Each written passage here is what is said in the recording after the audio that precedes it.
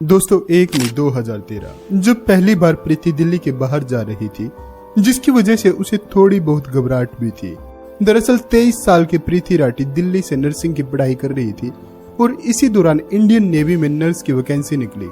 प्रीति राठी ने इस जॉब के लिए अप्लाई किया और वो सिलेक्ट भी हो जाती है, जिसके लिए प्रीति को मुंबई के कोलाबा में स्थित नौसेना ऑफिस में रिपोर्ट करना था।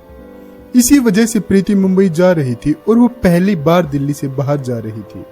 इसलिए प्रीति को मुंबई तक छोड़ने पिता अमर सिंह राठी, चाचा विनोद कुमार दहिया और चाची सुनीता दहिया भी उनके साथ में जाती है। 1 मई 2013 प्रीति अपने परिवार वालों के साथ जल्दी से ट्रेन में सवार हो जाती है और सभी अपनी सीट पर बैठ जाते हैं।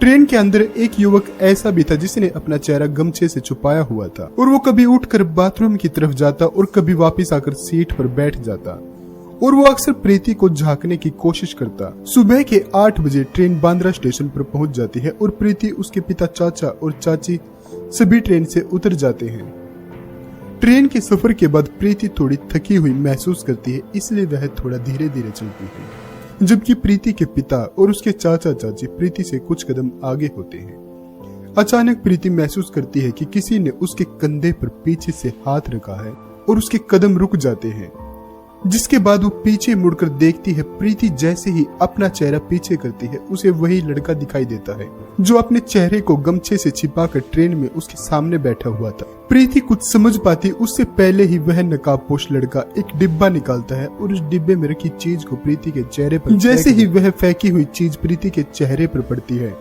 दोस्तों अचानक प्रीति दहाड़े मारकर चिल्लाने लगती है। प्रीति की आवाज सुनकर उसके पिता और चाचा चाची दौड़कर उसके पास आते हैं और दूसरे पैसेंजरों की भी वहां पर भीड़ लग जाती है। प्रीति के पिता और चाचा चाची प्रीति को संभालने की कोशिश करते हैं, तभी एसिड के कुछ छींटे प्रीति के कपड़ों से उनके हाथों पर भी लग जाते हैं और उन्हें भी जलन महसूस होने लगती है। फिर भी वे सभी अपने दर्द को भुलाकर प्रीति को संभालने में लग जाते हैं। प्रीति काफी तकलीफ में थी और जख्म काफी गहरा लग रहा था, इसलिए रेलवे अधिकारी तुरंत प्रीति को अस्पताल भेजने की तैयारी शुरू कर देते हैं। दूसरी ओर जब वह नकाबपोश लड़का एसिड फेंकने के बाद वहां से भागने लगा, प्रीति की चीख सुनते ही उसके पास खड़ा समीर शेख नाम का लड़का उसके पीछे भागने लगता है, लेकिन कुछ ही पलों में वह नकाबपोश सभी को चकमा देकर वहां से भाग जाता है। जिसके बाद पुलिस घटनास्थल पर आती है और समीर के बयान के आधार पर पंचनामा दर्ज करती है और इसके अलावा पुलिस वहां से सबूत भी इकट्ठे करती है। प्रीति का चेहरा बुरी तरह से जल चुका था, साथ ही उसकी गर्दन पर भी गंभीर घाव हो गए थे, जिस कारण प्रीति का बयान दर्ज नहीं किया जा सकता। चाहकर भी कुछ नहीं बोल पा रही थी तो उसने हाथों से लिखने का इशारा किया। इसके बाद प्रीति को पेन और पेपर दिया गया। इस एसिड अटैक की खबर मीडिया में भी फैल चुकी थी और धीरे धीरे यह खबर अखबारों और टेलीविजन की सुर्खियां बनने लगी। लोग इस एसिड अटैक के खिलाफ सड़कों पर उतरना शुरू हो गए। पुलिस पर भी भारी दबाव था कि वह तुरंत अपराधी को गिरफ्तार करे, लेकिन समस्या यह थी कि अपराधी का कहीं से कोई सबूत नहीं मिल रहा था। हालांकि घटना के समय स्टेशन पर मौजूद कुछ गवाहों के बयान के अनुसार अपराधी का स्केच पुलिस ने तैयार कर लिया था। और दोस्तों इसी बीच पवन कुमार नाम के एक लड़के का फोन प्रीति की बहन तन्नू के पास आता है और वो उससे प्रीति के बारे में पूछता है कि वह कैसी है। प्रीति से उसकी पुरानी जान पहचान थी, जिसकी जानकारी तनु अपने माता पिता को देती है और उसका पिता पुलिस अधिकारियों को भी इस बात की जानकारी देता है कि पवन कुमार नाम के एक लड़के ने फोन करके प्रीति का हालचाल पूछा है। जिसके बाद पुलिस वो स्केच जो गवाहों के बयान के आधार पर बनाया गया था प्रीति को दिखाती है और पूछती है कि क्या तुम इन्हें पहचानती हो। जवाब में प्रीति पेपर पर 3 लोगों के नाम लिखती है, सत्यम, अंकुर और पवन। प्रीति कहना चाहती थी कि स्केच में दिख रहा लड़का इन तीनों में से कोई एक है, क्योंकि प्रीति ने भी पवन कुमार का नाम लिया और पवन कुमार ने फोन करके प्रीति का हालचाल पूछा, जिससे पुलिस अनुमान लगाती है कि हो सकता है पवन कुमार ने ही प्रीति पर एसिड फेंका हो और वह जानना चाह रहा होगा कि प्रीति मर गई है या जिंदा है। इसलिए पवन कुमार को शक के दायरे में लेते हुए पुलिस जांच शुरू कर देती है और कुछ ही दिनों की मेहनत के बाद 9 मई 2013 को पुलिस पवन कुमार को गिरफ्तार कर लेती है। प्रीति की हालत भी दिन प्रतिदिन बिगड़ती जा रही थी। हॉस्पिटल में आए हुए उसे कई दिन हो चुके थे और यहाँ प्रीति की कई सर्जरी भी हो चुकी थी, मगर हालत सुधरने की बजाय और बिगड़ती जा रही थी और प्रीति के इंटरनल ऑर्गन्स धीरे धीरे काम करना बंद कर देते हैं। दोस्तों डॉक्टरों को लगने लगा कि प्रीति की हालत ज्यादा गंभीर हो रही है, तो उन्होंने तुरंत प्रीति को रेफर करते हुए बॉम्बे हॉस्पिटल भेज दिया ताकि बेहतर इलाज मिल सके।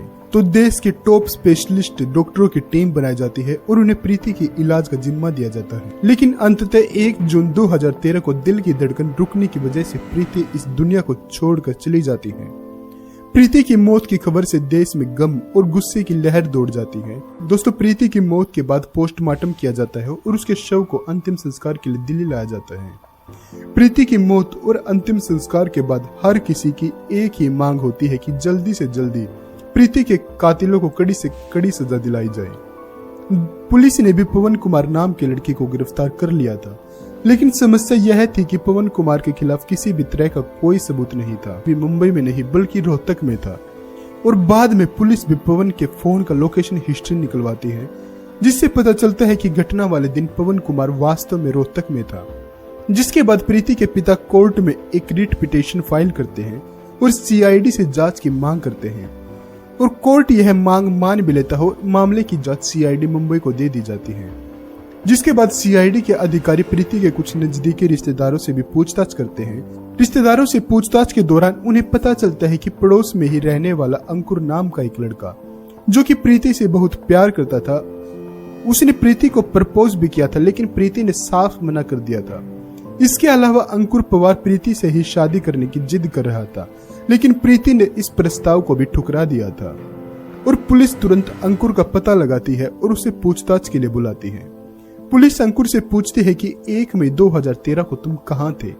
इस पर अंकुर ठीक ढंग से जवाब नहीं दे पाता और तुरंत अपने बयान बदलने लगता है। इसके अलावा पुलिस को यह भी नजर आता है कि अंकुर के दोनों हाथों पर जख्म के निशान है। यह जख्म के निशान वैसे ही थे जैसे किसी एसिड के जलने से होते हैं। कुछ ही समय की पूछताछ के बाद यह साफ हो जाता है कि एसिड फेंकने वाला व्यक्ति कोई और नहीं बल्कि अंकुर पवार ही था। और इधर प्रीति ने इंडियन नेवी में नौकरी हासिल कर ली थी, जबकि अंकुर बेरोजगार बैठा था। इस कारण अंकुर के घर वाले उसे ताना देने लगे थे। इससे भी अंकुर को प्रीति से काफी जलन होने लगी और इसी के बाद अंकुर ने तय कर लिया कि वह प्रीति को सबक सिखाएगा, जिसके बाद वो उनके साथ ट्रेन में सवार हो गया। अंकुर बताता है कि वो तो ट्रेन के अंदर ही प्रीति पर एसिड फेंकना चाहता था, लेकिन ट्रेन के अंदर भीड़ काफी ज्यादा थी और आखिर में जब प्रीति ट्रेन से उतरती है तब अंकुर उस पर एसिड फेंकता है।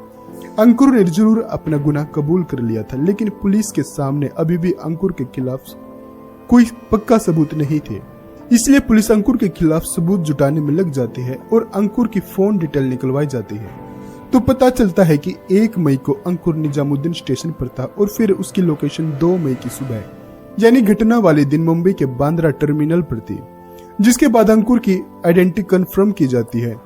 आइडेंटिफिकेशन के दौरान एक साथ कई लोगों को खड़ा किया जाता है, जिसमें अंकुर भी शामिल होता है। उसके बाद उन लोगों को बुलाया जाता जिन्होंने पहले गवाही दी थी कि हमने एसिड फेंकने वाले को देखा था। उन गवाहों में से समीर शेख अंकुर को देखते ही तुरंत पहचान लेता है और पुलिस वालों को बताता है कि वह यही लड़का है जिसने एसिड फेंका था। दरअसल जब अंकुर एसिड फेंक कर जैसे ही पीछे मुड़ा था तो उसके चेहरे से वह गमछा हट गया था। सभी पुख्ता सबूत होने के बाद इस केस में अंकुर पवार को मुख्य आरोपी मानते हुए चार्जशीट फाइल की जाती है और मामले की सुनवाई special city civil and social court greater Mumbai में शुरू होती है, जिसके बाद अंकुर को फांसी की सजा सुनाई जाती है। दोस्तों अंकुर के बारे में आपकी क्या राय है, कमेंट में जरूर बताइएगा।